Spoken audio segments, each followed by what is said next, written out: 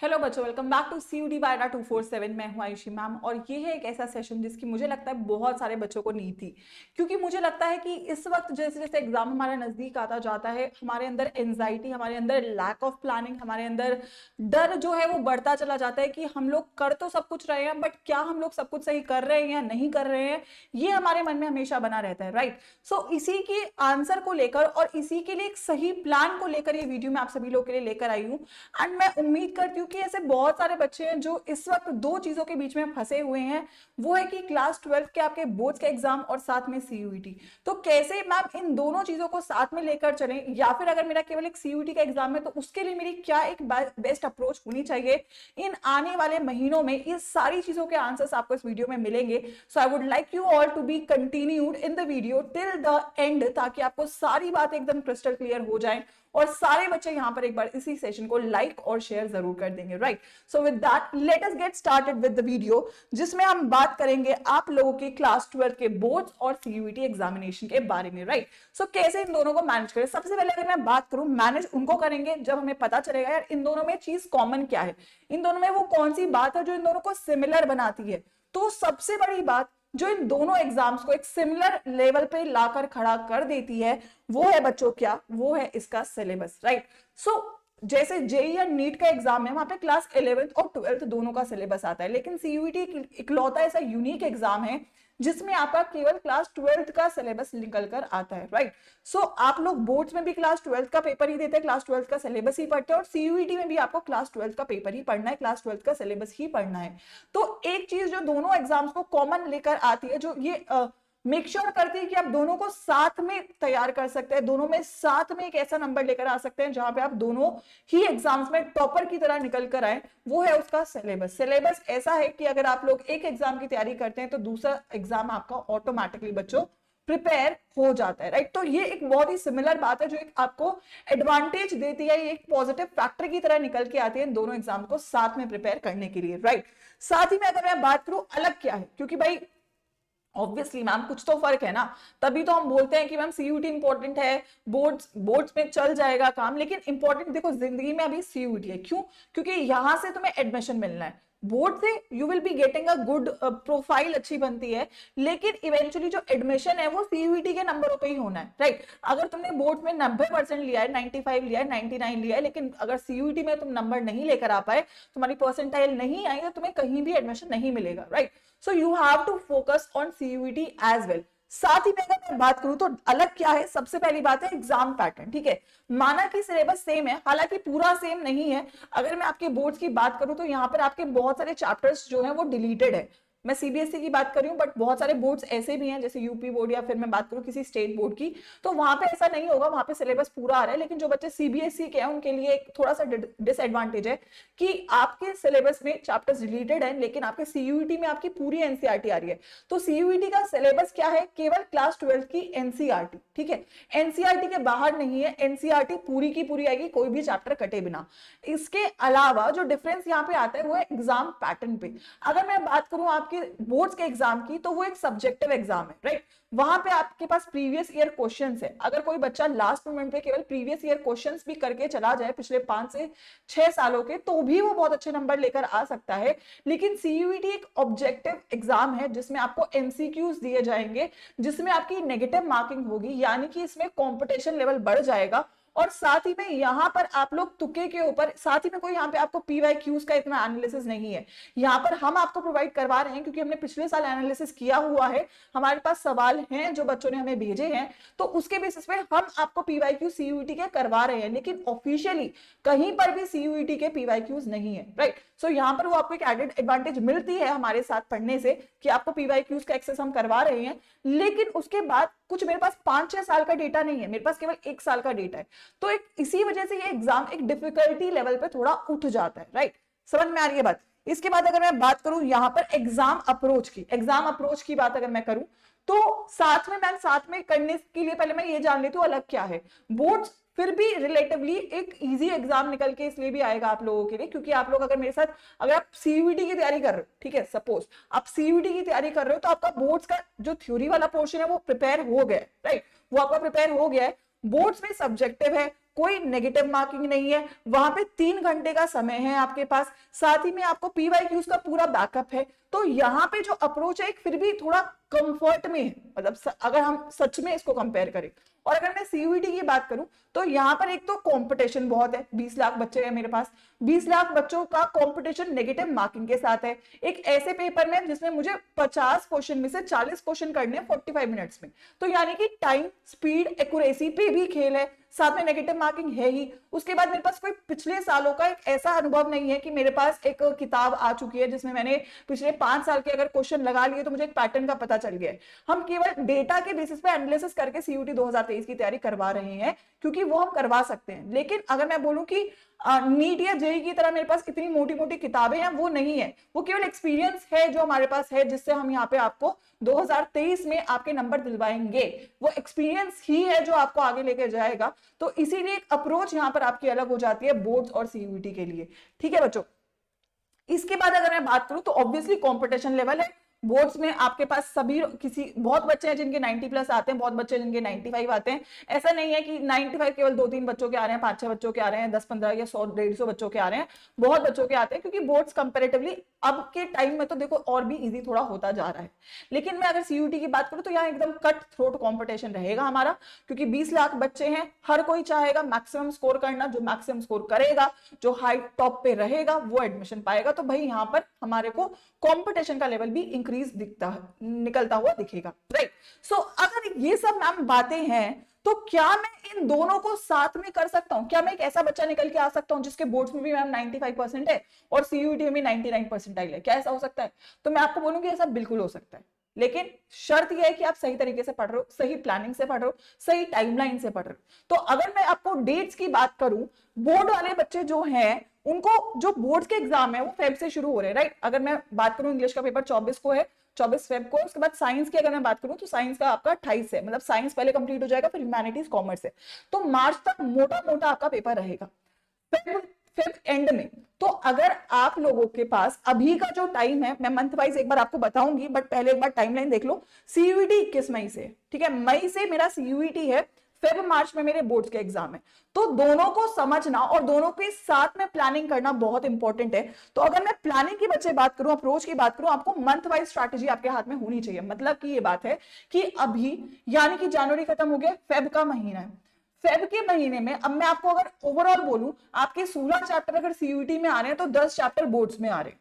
तो आपका फोकस इस फेब के महीने में उन 10 चैप्टर पे ज्यादा होना चाहिए जो आपके बोर्ड्स में आ रहे हैं, क्योंकि अगर ये 10 चैप्टर मेरे पक्के हो जाते हैं तो आप लोगों का सीयूईटी तो हो ही रहा है, क्योंकि 10 चैप्टर सीयूईटी में तो आ ही रहे हैं और बोर्ड्स भी हो रहा है। ऑल्सो अगर मैं बात करूं स्पेसिफिकली साइंस के बच्चों की, क्योंकि अभी आपका सबसे पहले साइंस के पेपर है, फिर ह्यूमैनिटीज का है, फिर कॉमर्स का है।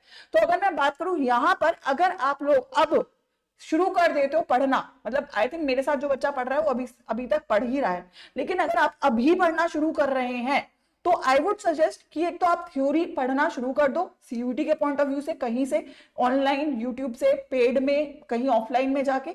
लेकिन साथ में you should focus on your sample papers and your previous year questions.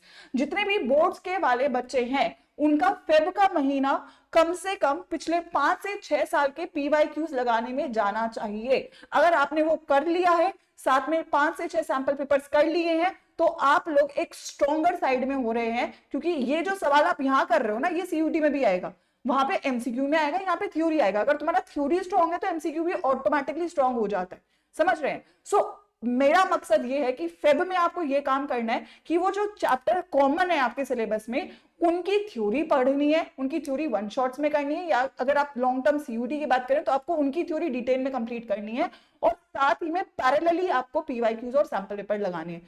Feb इसमें जाना चाहिए, ठीक है। उसके बाद अगर मैं बात करूं मार्च ऑनवर्ड्स, मार्च के मिड तक आई थिंक आपका ये साइकिल रहेगा। उसके बाद you should quickly switch to your CUET approach, यानी कि उसके बाद केवल और केवल, मैं तो ये अज्यूम करके चल रही थी क्योंकि मेरे साथ बहुत बच्चे पढ़ रहे हैं, वो मेरे साथ बहुत टाइम से पढ़ रहे हैं, तो अभी तक मेरा मकसद है कि मार्च तक मुझे सीयूटी का सिलेबस भी पूरा करवा देना है, ठीक है। अगर आपने अभी तक शुरू नहीं किया है तो अभी कर दो शुरू करना, क्योंकि बाय द एंड आप बोर्ड्स के बाद पढ़ना अगर शुरू करोगे तो बहुत ज्यादा प्रेशर आ जाएगा, क्योंकि 16 चैप्टर डिटेल में पढ़े बिना आपको 200 नंबर नहीं मिलने वाले। उसके साथ आपको 130, 140, 150 तो मिल जाएंगे, बट अगर आप कम में संतुष्ट होगे तो आपको रिजल्ट भी कम ही आएगा। तो अगर आपकी अप्रोच क्लियर है कि आपको मैक्सिमम स्कोर करना है तो अभी पढ़ना शुरू कर दो। इसके बाद बहुत प्रेशर आ जाएगा, क्योंकि जो बच्चे ऑलरेडी पढ़ रहे हैं वो आपसे बहुत आगे निकल जाएंगे। तो आपको एक तो प्रेशर के साथ पढ़ना पड़ेगा, और फिर भी कहीं ना कहीं कुछ ना कुछ रह जाएगा, क्योंकि जल्दबाजी में काम होगा। So start from now, at least अपना सिलेबस पढ़ना शुरू कर दो। फेब से लेके मार्च एंड तक कम से कम तुम्हारा सिलेबस पूरा होना चाहिए। मार्च एंड नहीं, मार्च 15 मैक्सिमम, मार्च 15 तक सिलेबस पूरा हो जाना चाहिए थ्योरी का। उसके बाद केवल अप्रोच रहेगी एमसीक्यूज लगाने में। चैप्टर वाइज एमसीक्यूज शुरू कर देंगे हम लोग। मार्च मिड से लेके अप्रैल मिड तक केवल आपके एमसीक्यूज होंगे। कम से कम 500 से 1000 एमसीक्यू हमें कर लेने हैं पूरे के पूरे सिलेबस के, हर एक चैप्टर के, हर एक सब्जेक्ट के।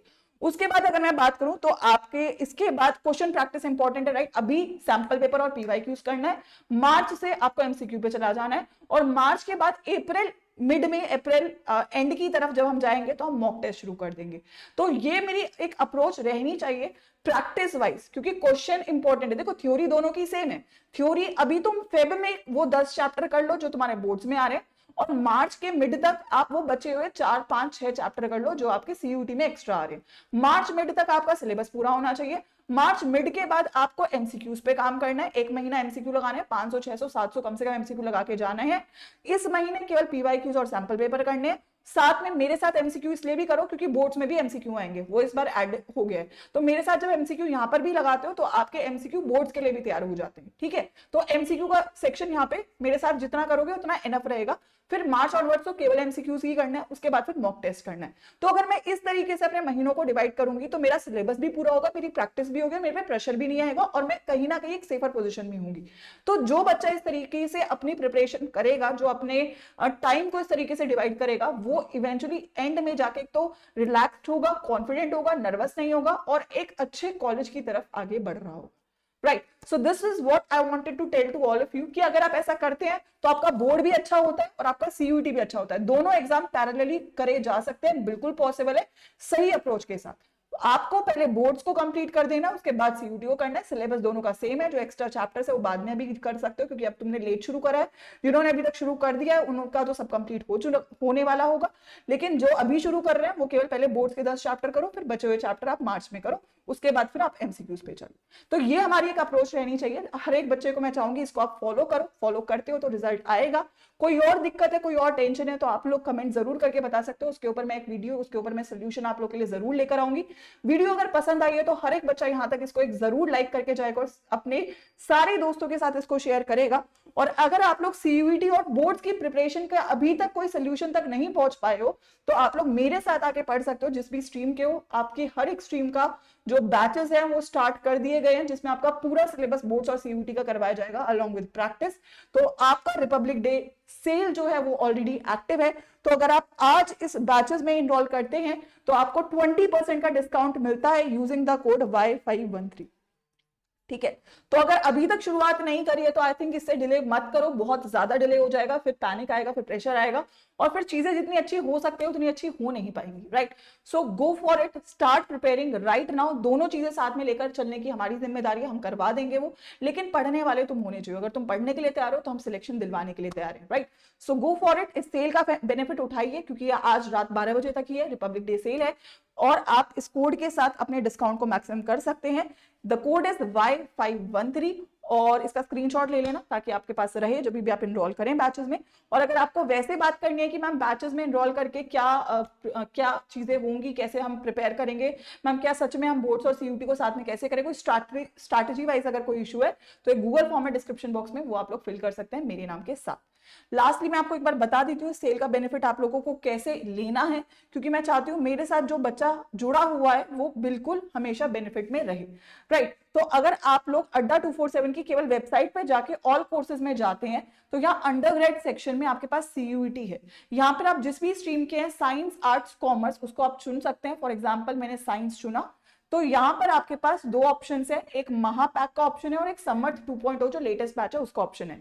समर्थ 2.0 में लाइव क्लासेस चल रही है, ठीक है, तो आप चाहें तो एक बैच समर्थ 2.0 में एनरोल कर सकते हैं, इसमें भी डिस्काउंट उतना ही है।